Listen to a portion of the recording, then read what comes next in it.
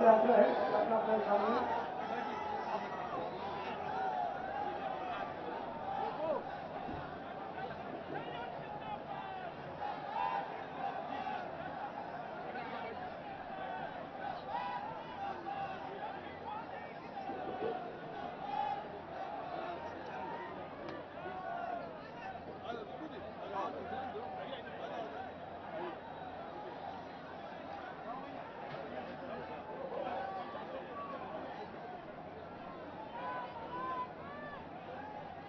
अब मैं आग्रह करूंगा अवधेश जी से, माननीय श्री पांडे जी से, खिलाफे जी से, सांसद जी से कि माननीय योगी आदित्यनाथ जी का स्वागत करें, उनको स्मृति चिन्ह प्रदान करें। भारत माता की, भारत माता की। अब मैं माननीय खिलाफे जी से आग्रह करता हूं स्वागत भाषण दें माननीय खिलाफे धूमल प्रकाश गुप्ता जी। आज नजीब दल की धरती पर माननीय सुशील चंद्र मुखर्जी जी का आगमन हुआ है। सभी लोग डॉक्टर हर्ष माननीय मुखर्जी जी का अभिनंदन करेंगे। अरे मित्रों, गरीब औलाद कहते हैं, बुजुर्ग औलाद कहते हैं, जो बड़ी युद्ध सुनना का साथ साथे इन्हें योगी आदित्यनाथ जी कहते हैं। ऐसे आपके सुशील मुखर्जी जी आपके समक्ष आए हुए। मित्रों, माननीय मुखर्जी जी ने 7 वर्ष पहले जो उत्तर प्रदेश एक संकट से जूझ रहा था, फेंका नादागर था, माननीय मुख्यमंत्री ने उत्तर प्रदेश की सभा सभा के ही पूरे प्रदेश को है मुक्त सभा करा दिया। मुख्यमंत्री जी ने जब उत्तर प्रदेश की सभा संभाली है तो सेवादार बहने 24 घंटे सभा करती है। ये माननीय मुख्यमंत्री जी का कमाल है। तो माननीय मुख्यमंत्री जी उत्तर प्रदेश के 22-25 शहरवासियों को अपना परिवार मानते हैं, बेटियों को अपनी बेटी मानते हैं। मित्रों, माननीय मुख्यमंत्री जी देखिए, कोरोना काल में आप लोगों की सुरक्षा की वजह से अपने पूज्य पिताजी के दृष्टि में नहीं जा पाए, मगर माननीय कल्याण सिंह जी का जब अंतिम संस्कार होता है तो अपना पिता मानकर उनके यहाँ जाते हैं और सुबह शाम तक रहते हैं। मित्रों, यही है समाजवादी पार्टी का आपका नेता बाबू जी कल्याण सिंह को जो कुछ नहीं कहा जाता, ये समाजवादी पार्टियों का चरित्र है। मित्रों, भारतीय जनता पार्टी और पार्टियों में अंतर है। भारतीय जनता पार्टी राष्ट्र के लिए काम करती है, राष्ट्रीय नागरिकों के काम करती है। माननीय मोदी जी 1 से 400 देशवासियों को अपना परिवार मानते हैं। तो ये भारतीय जनता पार्टी और पार्टी में अंतर है। जब समाज न्याय सरकार थी, लोग पहले कहते थे किसानों ने ट्रैक्टर चलाते थे, उनका ट्रैक्टर छुड़ा लिया जाता था, कोई रिपोर्ट लिखने वाला नहीं होता। लेकिन उत्तर प्रदेश जब से माननीय मुख्यमंत्री योगी आदित्यनाथ जी है, तब से समाज की ऐसी व्यवस्था बनी कि लोग एहसास करते हैं, माताएं बहनें कहती है अब क्या चिंता है, माननीय योगी जी सरकार। मित्रों, आज सभी लोग भारी मात्रा में माननीय मुख्यमंत्री जी सुन रहे हैं, सभी लोगों का और यह जनता की तरफ से माननीय मुख्यमंत्री जी का हार्दिक अभिनंदन करता हूँ। माननीय मुख्यमंत्री से निवेदन करता हूँ कि माननीय मुख्यमंत्री जी आज सुबह नारी में भी आए थे तो औरैया की जनता ने आपका बहुत अभूतपूर्व अभिनंदन किया था। आज माननीय मुख्यमंत्री जी और इंडिया की जनता पूरे पंजाब में भरी हुई से आगे बहुत हजारों लोग आ रहे हैं। माननीय मुख्यमंत्री जी, आप भारत में बड़े नेता है और उसमें विश्व बड़े नेता होंगे अपने मंदिर में, और ये जनपद का स्थान बना रखना, यही मैं कहकर आपके चौड़ में निवेदन करता हूँ, अपनी बात को समाप्त करता हूँ। मैं तो अपनी बात राम बोलो, जय श्री राम, जय श्री राम, धन्यवाद। अब मैं आग्रह करता हूँ यहाँ के वर्तमान सांसद और भारतीय जनता पार्टी के प्रत्याशी डॉक्टर रामचंद्र कठेरिया जी से कि आए और जनता जनार्दन के बीच अपील करें। धन्यवाद।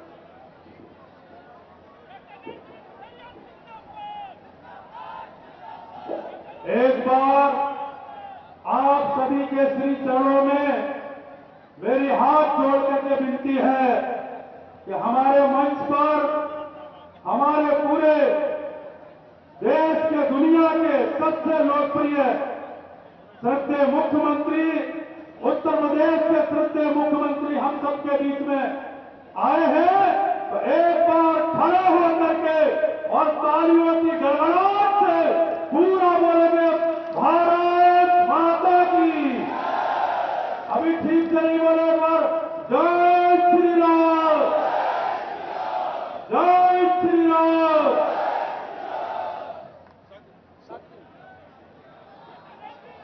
यहां पर आज हम सबका ये परम सौभाग्य है कि हम सबके बीच में कि दुनिया के सबसे बड़े लोकतंत्र भारत के लोकसभा के चुनाव में हम सबको मार्गदर्शन देने के लिए, हम सबको दिशा देने के लिए उत्तर प्रदेश के नहीं तो पूरे देश के सबसे लोकप्रिय और यशस्वी मुख्यमंत्री जी के हम सबके बीच में श्रद्धेय योगी आदित्यनाथ जी आज हम सबके बीच में पधारे हैं। मैं उनका हृदय से स्वागत करता हूं, अभिनंदन करता हूं, वंदन करता हूं और आप सबसे फिर कहता हूं कि ताली बजा करके उनका स्वागत और अभिनंदन करने की कृपा करें। मंच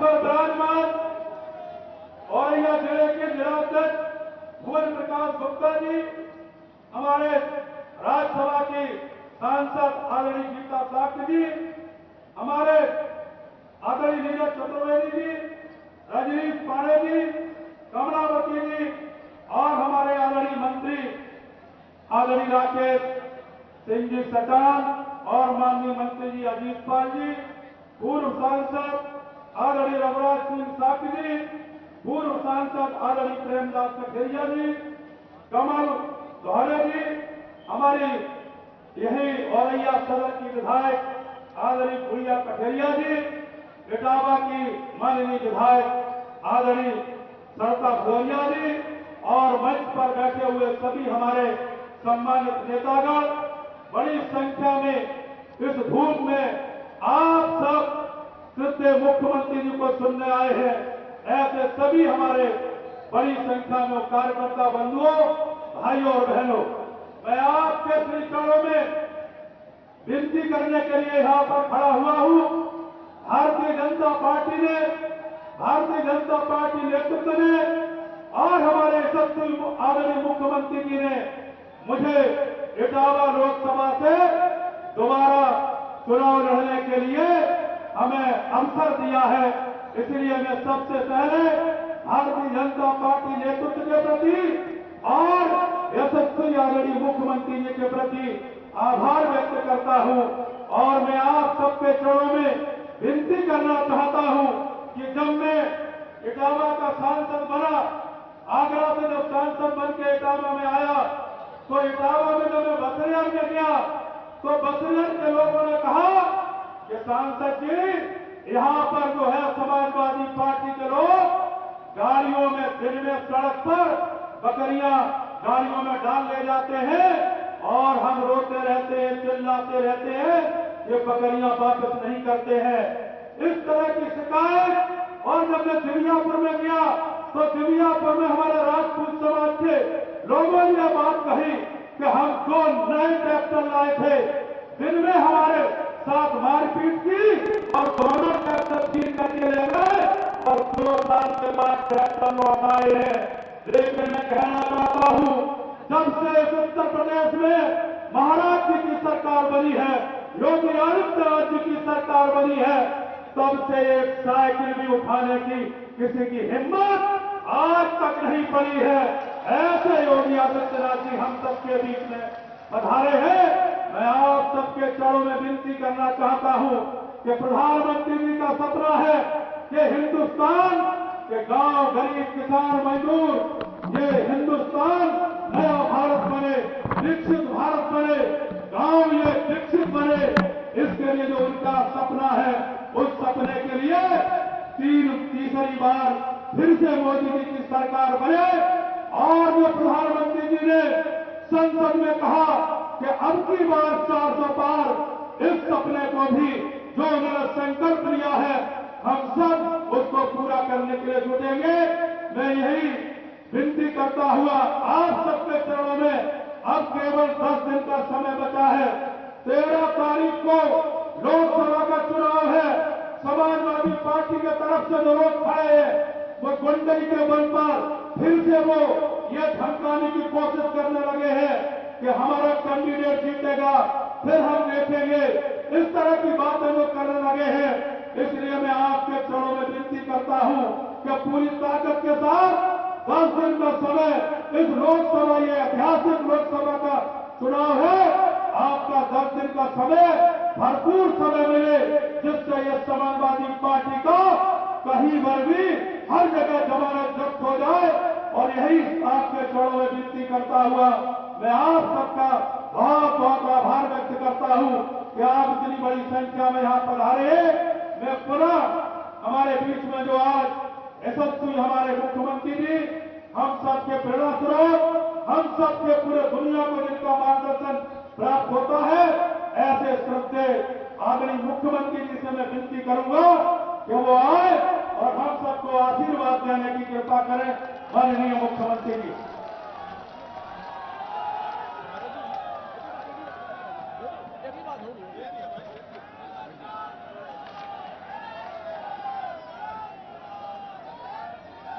भारत माता की, भारत माता की, भारत माता की।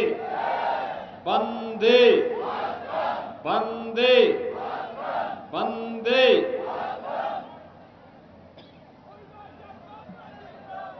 भारतीय जनता पार्टी के लोकप्रिय प्रत्याशी और इस क्षेत्र के लोकप्रिय सांसद श्री रामशंकर कठेरिया जी, महिला मोर्चा की प्रदेश की अध्यक्ष माननीय सांसद श्रीमती गीता साक्य जी, लोकसभा के प्रभारी श्री नीरज चतुर्वेदी जी, प्रदेश उपाध्यक्ष और जिला की प्रभारी श्रीमती कमलावती सिंह जी, प्रदेश सरकार में मेरे सहयोगी, मंत्रिमंडल में श्री राकेश सचान जी, श्री अजीत पाल जी, जिलाध्यक्ष भुवन प्रकाश गुप्ता जी,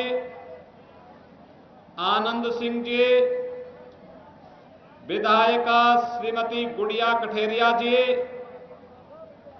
सदर विधायिका इटावा सरिता भदौरिया जी,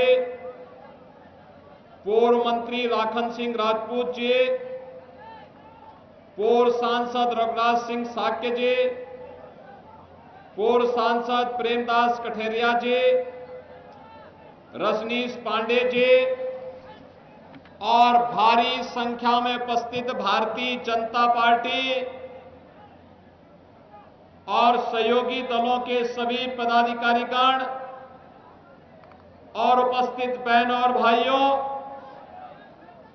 आज मुझे औरैया की इस पावन धरा पर आपके बीच में आने का अवसर प्राप्त हुआ है। इस पावन धरा को कोटि कोटि नमन करते हुए मैं आप सबका हृदय से अभिनंदन करता हूं, स्वागत करता हूं। बहनों और भाइयों, लोकसभा चुनाव 2024 दो चरणों के चुनाव संपन्न हो चुके हैं। तीसरा चरण 7 मई को और चौथा चरण 13 मई को है। चौथे चरण में इटावा लोकसभा क्षेत्र में औरैया की जनता को भी मतदान करने का अवसर प्राप्त होगा और इसीलिए आप सबका आह्वान करने के लिए मैं आपके बीच में आया हूं कि चौथे चरण के लिए अभी से कमर कसे और जो देश की आवाज है उस आवाज के साथ इटावा की आवाज भी होनी चाहिए। देश का स्वर है, फिर एक बार मोदी सरकार, फिर एक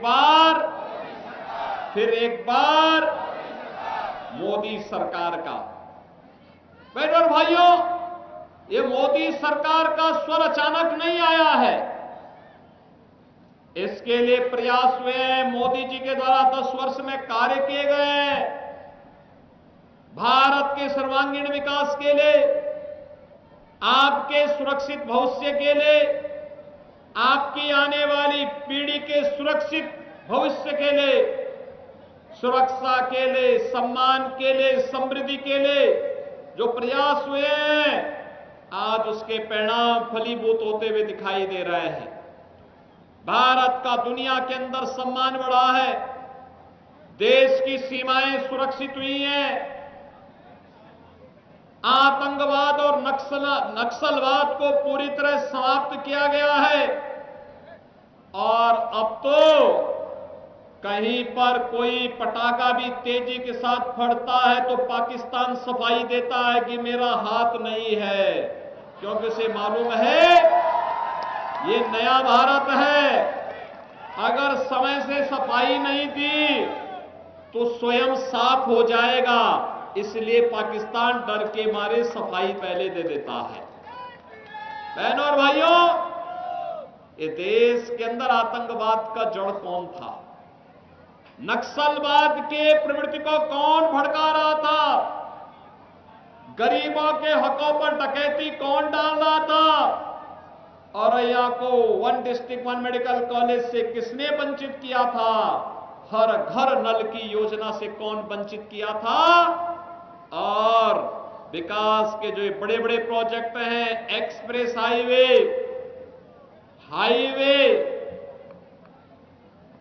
रेलवे,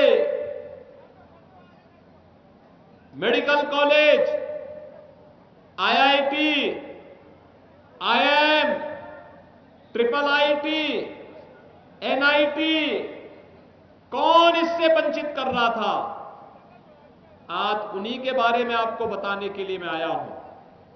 आप सोचिए, एक तरफ मोदी जी के नेतृत्व में सब संस्थान देश भर में खुल रहे हैं, 10 वर्ष में भूतपूर्व कार्य हुआ है और गरीबों के लिए कितना कार्य हुआ है, जितना कार्य कांग्रेस, सपा, बसपा तीनों दलों को मिलाकर के 65-70 वर्षों में नहीं हो पाया, अकेले मोदी जी ने 10 वर्ष के अंदर उतना कार्य करके दिखा दिया है।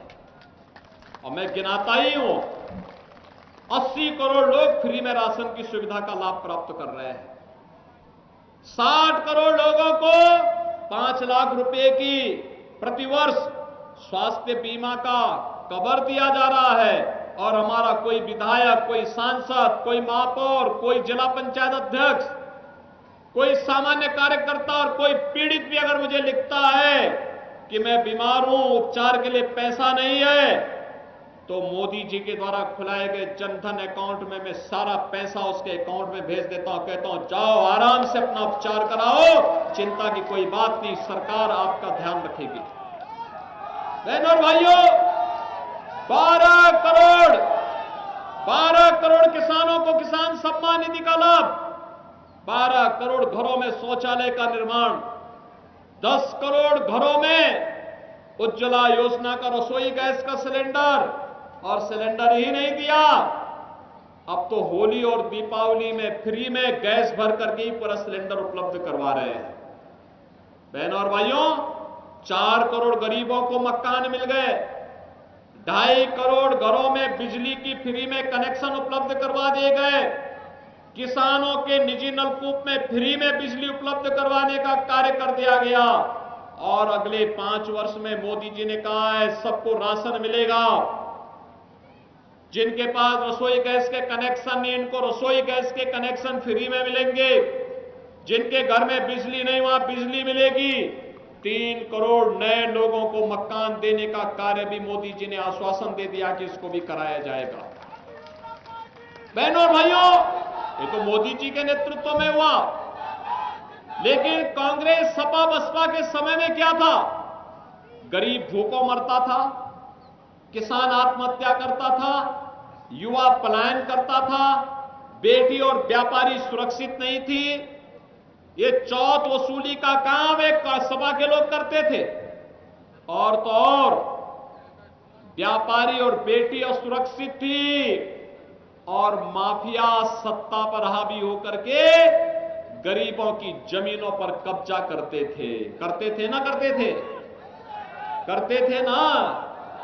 और बहनों और भाइयों, यही नहीं करते थे, इनके पास गरीबों को देने के लिए कुछ नहीं था, लेकिन आतंकवादियों के मुकदमों को समाजवादी पार्टी ने वापस लेने का कार्य किया था।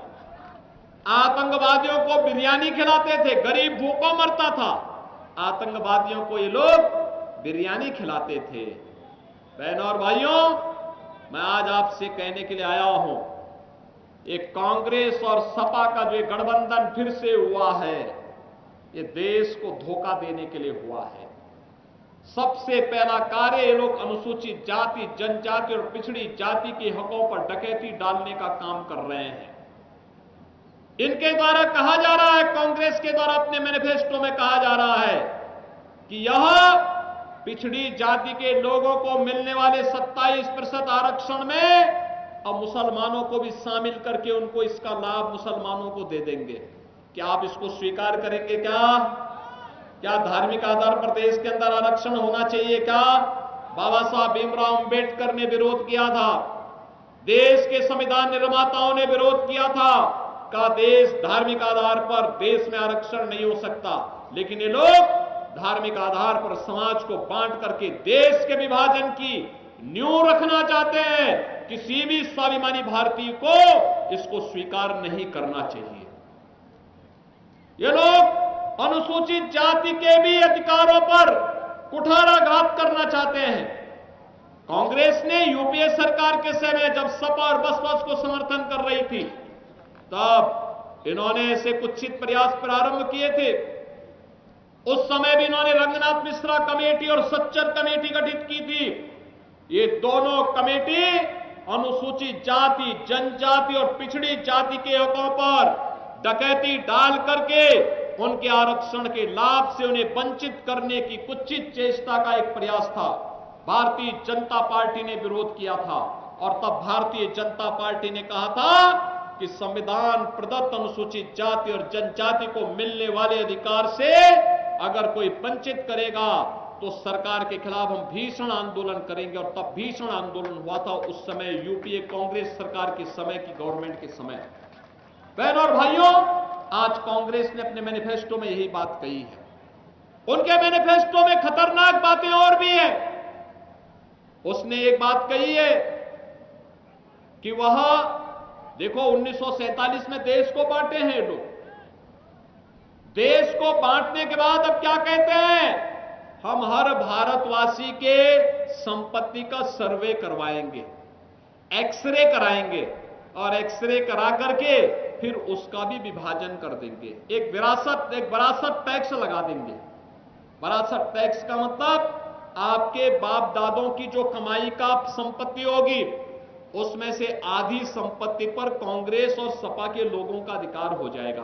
क्या आप इसको स्वीकार करेंगे? क्या स्वीकार करेंगे? क्या अरे बाप दादों ने आपके लिए 2 बीघा 1 बीघा खेती ली होगी, उसमें से आधे बीघा या 1 बीघा ये लोग कब्जा करेंगे। क्या आप इसको स्वीकार करेंगे?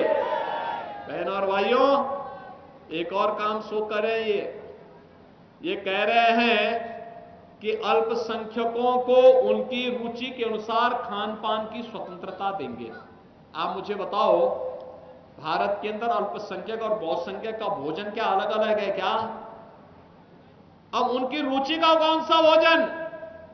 हमारा बहुसंख्यक समाज गौ कसी नहीं करता है, गौ मांस नहीं खाता है, और ये चाहते क्या हैं कि मुसलमानों को गौ कसी करने की छूट देंगे। क्या आप इसको स्वीकार करेंगे? क्या कांग्रेस और सपा की क्या इस मांग को आप स्वीकार करेंगे? क्या ये आपकी आस्था के साथ खिलवाड़ है कि नहीं है?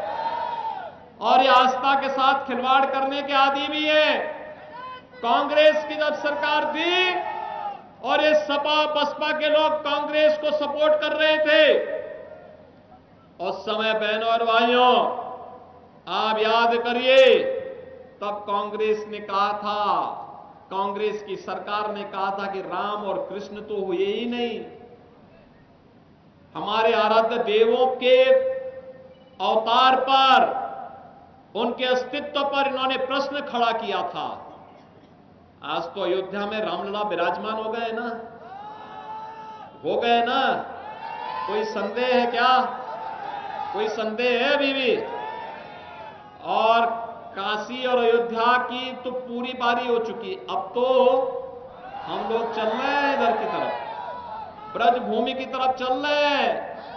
और इसीलिए हम लोग आह्वान करने के लिए आए हैं। भारतीय जनता पार्टी ने कहा है भारत की आस्था का सम्मान होगा। भारतीय जनता पार्टी कहती है भारत के अंदर एक समान नागरिक कानून को हम लागू करेंगे। भारतीय जनता पार्टी कहती है कि हम हर व्यापारी और बेटी को सुरक्षा देंगे।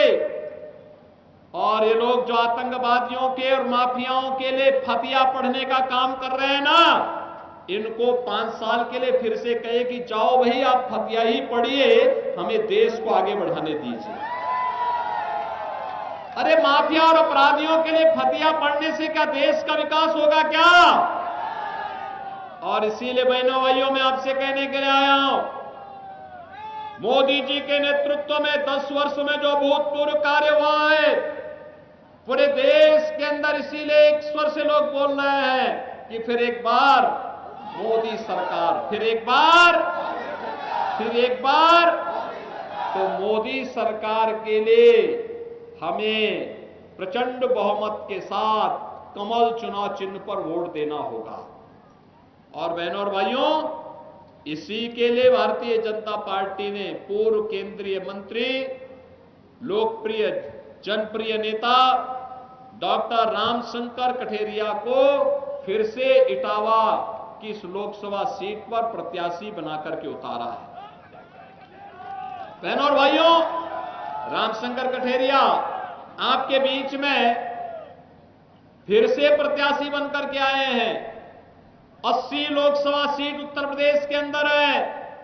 हमने तय किया है 80 की 80 सीट, अब तक 16 सीटों पर चुनाव हुए हैं, 16 की 16 सीटों पे मोदी जी के नेतृत्व में भारतीय जनता पार्टी और सहयोगी दल जीत रहे हैं ये सभी।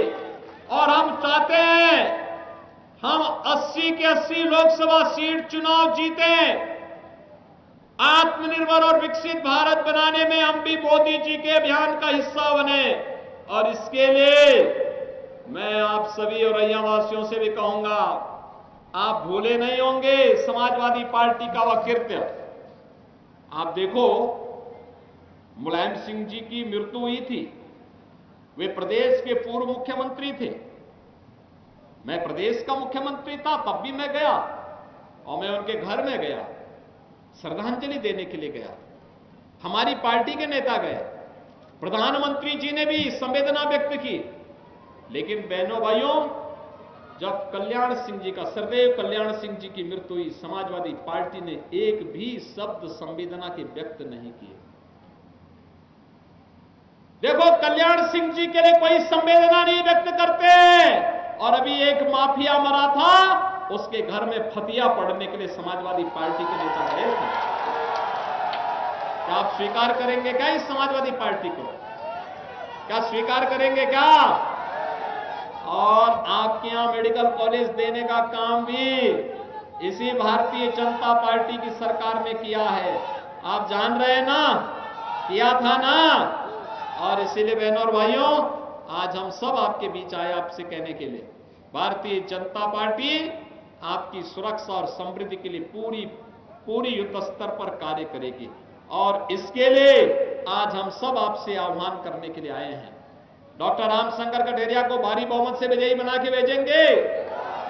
देखो, हम दोनों लोग कई वर्ष तक साथ साथ संसद में काम किए हैं, कई वर्ष तक काम किए हैं।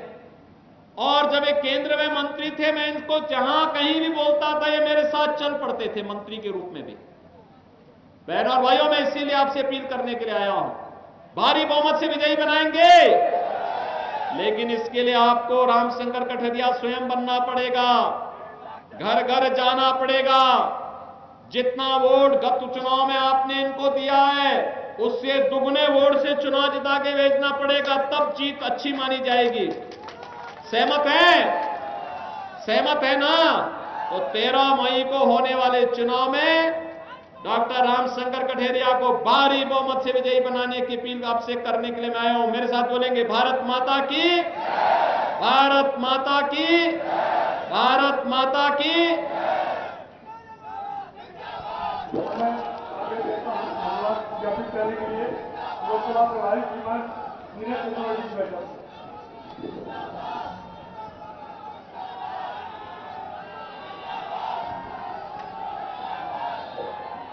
उत्तर प्रदेश के लोकप्रिय मुख्यमंत्री माननीय आदित्यनाथ जी और हमारे लोकसभा के यशस्वी प्रत्याशी डॉक्टर रामचंद्र कटेरिया सहित सम्मानित मंच, आप सब लोगों का हृदय से आभार है कि आपने इतनी भारी संख्या